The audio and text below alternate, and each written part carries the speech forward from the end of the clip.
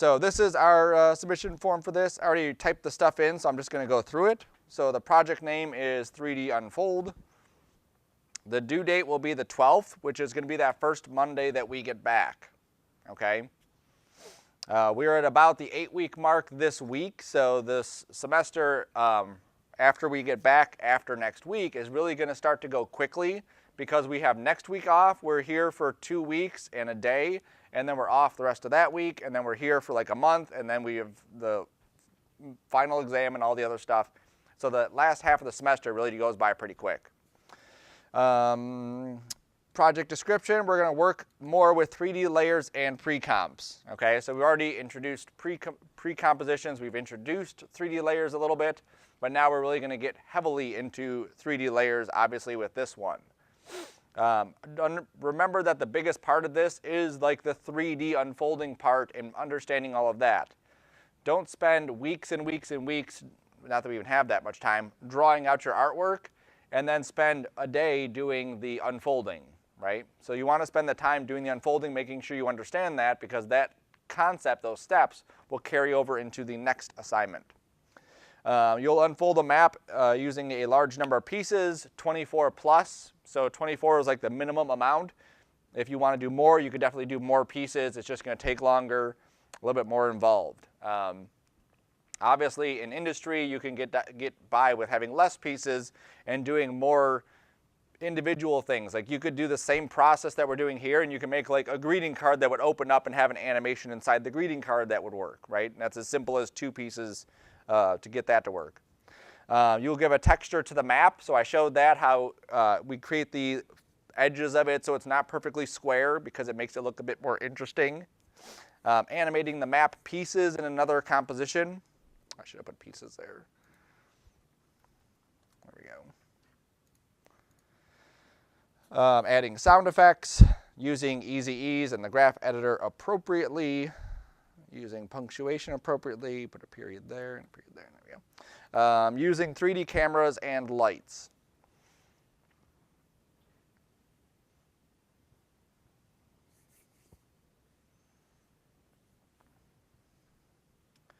And then if I zoom out a hair and then scoot down, the turn-ins for this is going to be your project folder and just the essentials. The essentials are your last After Effects file, any textures you have or artwork that you have, and any sound effects you have. So if you have 35 different saves that you did, I don't need 35 different saves. I just need that last one that has everything put together.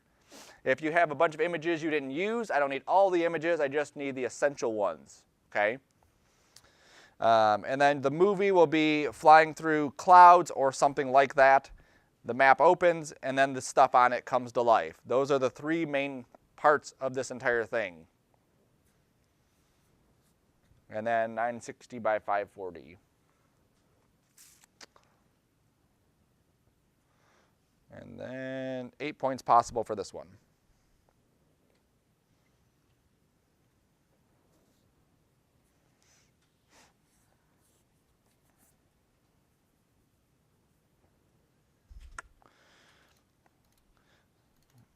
So if I go to, not there, if I go to my demo, 19, AngryBird's artwork. Let me start with the background so you can see it. I think these 2. Okay, so as you're doing this, think about foreground, middle ground, and background stuff. So each one of these elements that's inside the scene is going to move differently. So as my camera moves, this is Hannah Coy's, if you know hers. This is her artwork.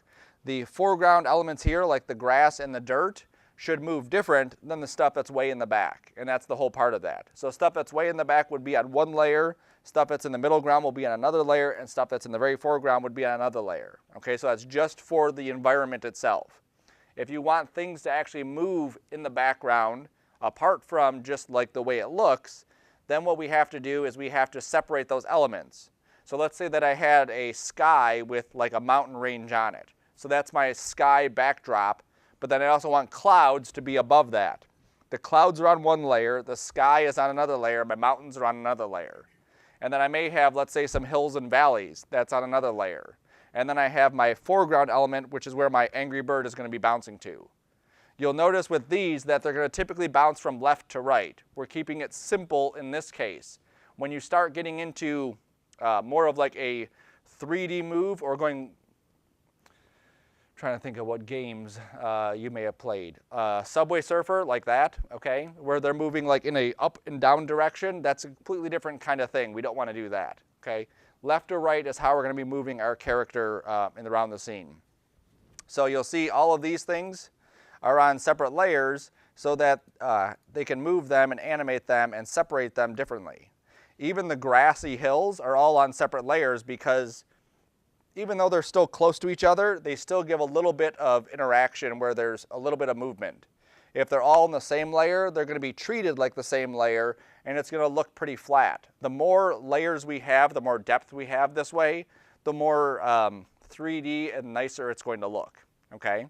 So if you have something like grass or hills or whatever, oops, let me unlock those, like these, you can see these ones are on one layer, and then these are on another layer, and then these are on another layer. So all of those will help give this nice depth to it. Also, this way in the background is on one layer, these clouds are on another layer, and then there's another layer of clouds that somehow I can't select, but there's also another layer of clouds there that again are on another layer to help everything kind of move. If you have someone driving a car, so you're not doing this while you're driving, and you look out the windows, you'll see that the stuff that's very close to you moves very quick. The stuff that's very far away from you is going to move very slow, okay? So that's kind of the effect we're trying to get with this, right? So that's background stuff there. And then for your bird, that's not it. Well, apparently I just opened it. There we go, birds. I believe it's number 4. All the stuff that you would be animating for the bird or moving for the bird separately has to be on a separate layer, okay? So if everything's on one layer, the bird is a solid object. As the bird stretches up, his eyes are going to stretch out as well. We don't want that to happen, okay? Think of it like the shell of the bird is something that is very squishy. In this case, the shirt would also squish with the bird, but his beak would not squish. So the beak's on a separate layer. The body is on a separate layer, the eyes are on a separate layer, the eyebrows are on a separate layer, and the hair could be, depending on your drawing, could be on the same layer or a separate layer depending on what you have. In this case, for something like this one, just because how she drew it, I'd probably put all those on the same layer, especially with the shadow, okay? Now just because they're on separate layers doesn't mean that you have to animate them separately. Those still could be joined together later. It's the breaking apart that's more difficult. So if you're unsure of it, put it on a separate layer. If you need to, you can group it or parent it or whatever inside of After Effects. On your bird itself, you will have 3 things that are going to animate.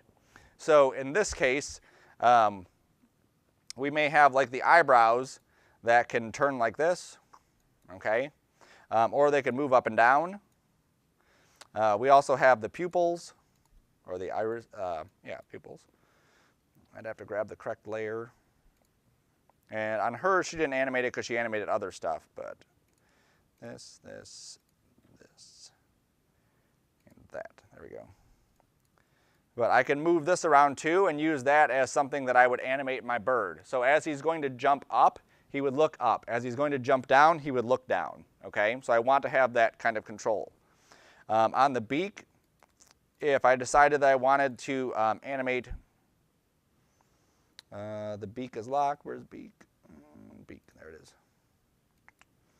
If I wanted to animate the beak, again, this would have to be on a separate layer so that I could animate the beak, let's say opening and closing or whatever it is, okay?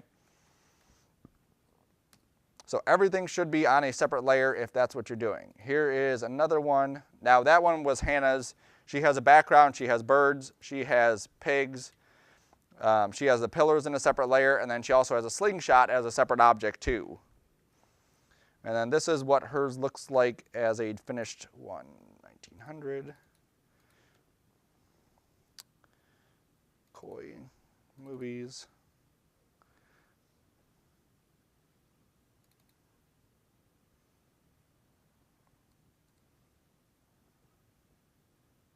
that's mine. That's the example I give. I don't know why that's in there. All right, so you can watch the example that I give. So here's same things. We have some textures. You can see how the backgrounds are moving different than the foregrounds. You can see how his eyes and his eyebrows and his shield and his beak and his spear are all kind of moving separately. And then here is Hannah's.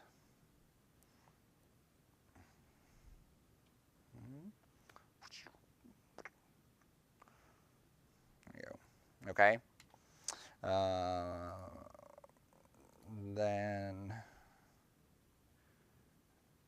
Dana's movies.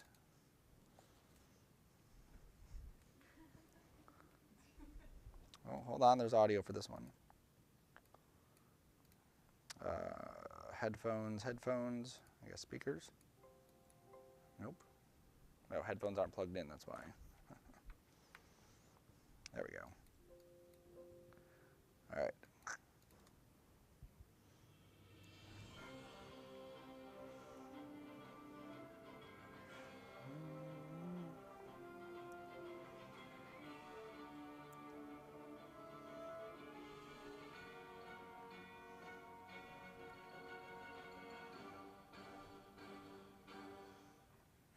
So there's a lot that got animated in this one, and obviously, like I said, the assignment is we're animating one bird bouncing from one side of the screen to the other. The more work you put in, typically, the better it's going to be, the more you can do with this kind of stuff. Now for something like this, where she has two characters, she obviously doesn't draw each character from scratch. She draws one character and then modifies it for the other character. But the processes are still the same. The eyebrows animate, so those are on separate layers. The eyeballs themselves animate, so they're on separate layers. The pupils animate, those are on separate layers. The beak, I'll show, is on a separate layer as well. Her hair, even these feathers here, those are all separate type things. And you'll see if you watch the feathers falling, it's basically the same animation, just looped. So exactly like we did with like the little bubbles, it's the same thing. You make one animation, then you can apply it wherever, okay? So that's what the animation looks like. Now here's what the artwork looks like for that one. 03, yep, that's it. So here's the background. Now you'll notice with this one that it's drawn outside the boundaries of that image, okay? So with this one, even though our end result is gonna be a 960 by 540, we always wanna draw these bigger than that because we're gonna be basically like looping these backgrounds so that they are bigger than the original, okay? So always draw them bigger than the original shape needs to be. You'll see in hers all the different layers that go into that specific scene. Each one of these stars, she didn't want all the stars to be like twinkling at the same time because that looks weird. So she has each star individually separated. Now for stuff like that, if you look at this star here and this star there, it's basically the same star except bigger. This one is different. You can draw one star, bring it in After Effects, set up that animation, and then just scale it up and move it around wherever you want. So don't think that you have to get the entire scene set up inside here. Think about areas where you may duplicate something later on, okay? Same thing with like these mountains back there. If I had one mountain that was like good, I could then duplicate it and have more than one mountain there, all right? It all depends on how you want that area to look. Same thing with the clouds. If the clouds are going to be one item or the same item over and over and over again, you can duplicate it and scale it and whatever. Same thing with these viney things here. Same thing with like anything, even the little pillars, okay? You'll see that the hair is also a separate piece of this background. It's not in the bird itself. It's just part of the background because it doesn't really move. That's the background. And then this is the Angry Bird. That one. Now in order to get the mouth to do what it was doing, it's not transitioning. It's not going from one shape and then blending to the other shape. It's cutting, so it's just like jumping to that other one. So for each one of these mouth shapes, she has a different drawing for it of what that mouth would look like. Okay, and all she's doing in After Effects is basically just turning one layer off, turning the other layer on, or just doing a visibility on it. And if you do something like that, I can go through with you how to do that. Each eyebrow is on a separate layer. The pupils are on the same layer, but she had to separate those to get them to move independently. Even his body here, let me just scoot this down to that. Sorry, he has closed eyes, open eyes, and then he has squinted eyes. She has 3 different bodies for him. So here's the falling body where the feather is there. And then she has this one where it's back, and then she has this one that's normal. So even on the body itself, she's doing 3 different kinds of animation just on that. And then for the other one, Burdett, here's all the stuff for her. Now, not as complex because she doesn't move as much, but she still has the same eyes.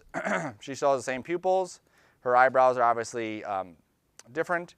And then her beak is just one shape because she doesn't really do anything with her beak. Okay, so it's much simpler. Now we'll go to Nikki's.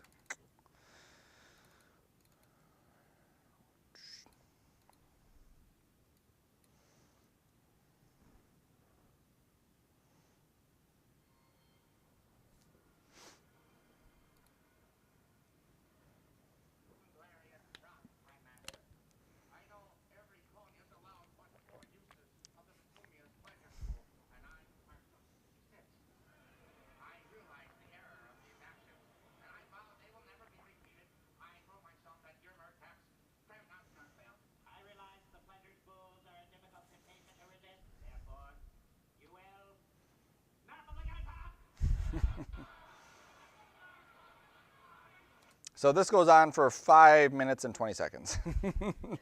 This is the last scene, almost the last scene of Coneheads. It's pretty awesome, but obviously it took Nikki a long time to do that. The same process for mine, single bird bouncing, same process, it's just a lot more of that going on. Looking at Nikki's artwork, here is the characters. So here are the background cones. And here are all the different shapes. So let me just hide. That's a different hotkey. Hold on. My software opened up something else. Nope, it still wants to do that. All right. Then I will just go here and I will say hide transparency grid. There we go. So here's all the different eye shapes for it. And then here are all the different mouth shapes. Now for each one of those background cones, again, Nikki probably didn't animate each one separately. She probably animated 2 or 3 of them and then just duplicated it throughout to get that background effect. You can especially tell if you look at, there we go. If you look at the stadium here, right there, you can see these ones are regular, but then these ones are squished, and then these ones are squished even more. And then you can kind of see the pattern of how these are set up, okay? So little tricks that you can do as well. So there's a background cone, and then artwork, characters, Beldar arena,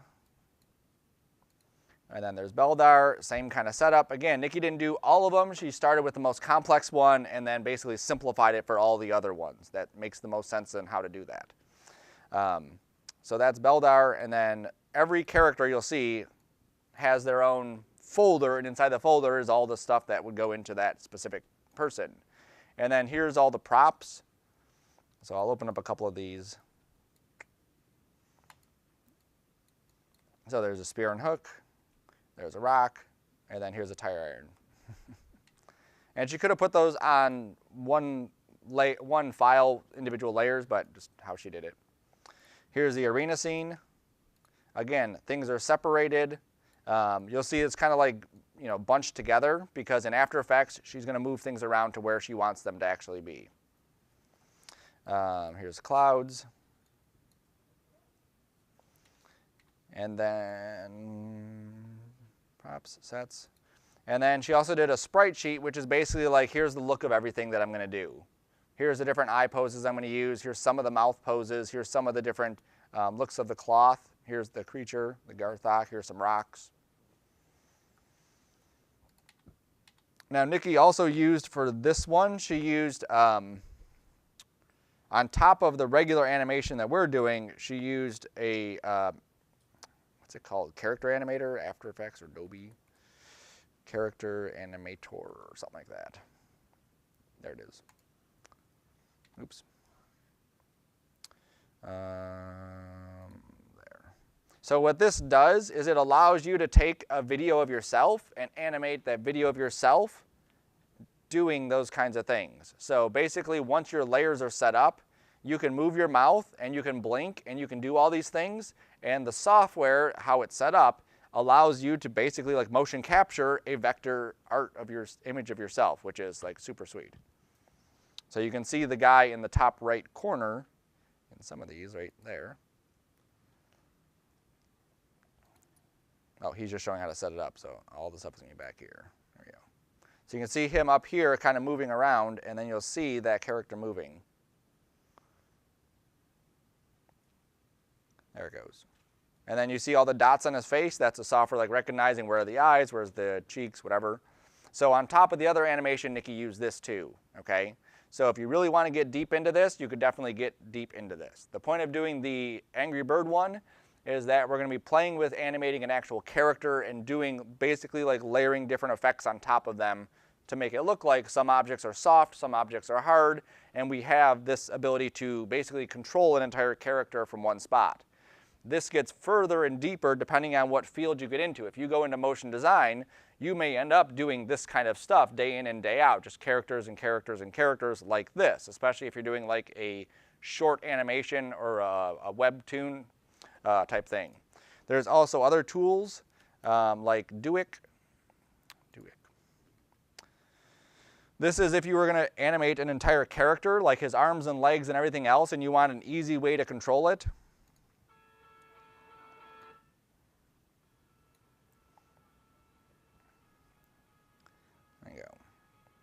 So all these characters are done using this tool set called Duik in order to set it up so that everything is connected correctly.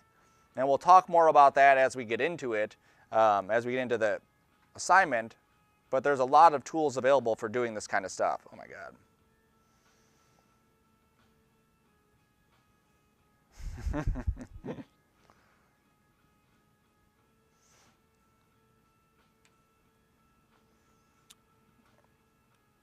Now, as far as characters go, this is as character animation as we're going to get in this class as the Angry Bird assignment. In the next class, which would be compositing in 2D animatics, that class is here's how you build stuff in Illustrator, here's how you take it from Illustrator into After Effects for a character, and then here's how you actually rig and animate a character, here's how you do lip syncing. So the class is mostly character based. So you're going to spend most of that class doing a full-blown character animation type thing. It's awesome. And then the other class, the Advanced After Effects, you'll be doing some character stuff, some random stuff. It basically is like something you would get in the field of, now we want a character, now we want a product, now we want this, now we want that. All these different things kind of thrown at you throughout the entire class. What was the other one? Oh. An AngryBird rig. And then again, we'll talk more about this once we get into it, but just to give you a little quick video about how they use this stuff. The Angry Bird for the actual like Angry Birds cartoons that they do are done inside of After Effects. All right, he's showing us first there. I want to get to that. There we go.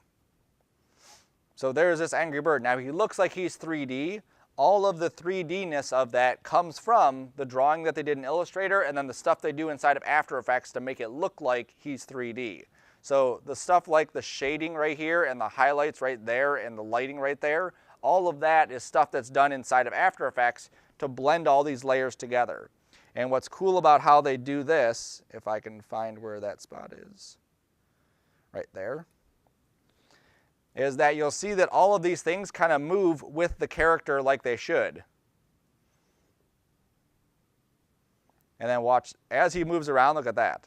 So all of those layers are basically like locked to that position, and they're basically like moving pieces around in order for it to look like it's 3D, but it's all just like flat images. That's all it is. And this thing over here, this controller, is something that we're gonna not build one like this, but build a simple controller that will do stuff very similar to that, okay, allowing us to control our character from one spot.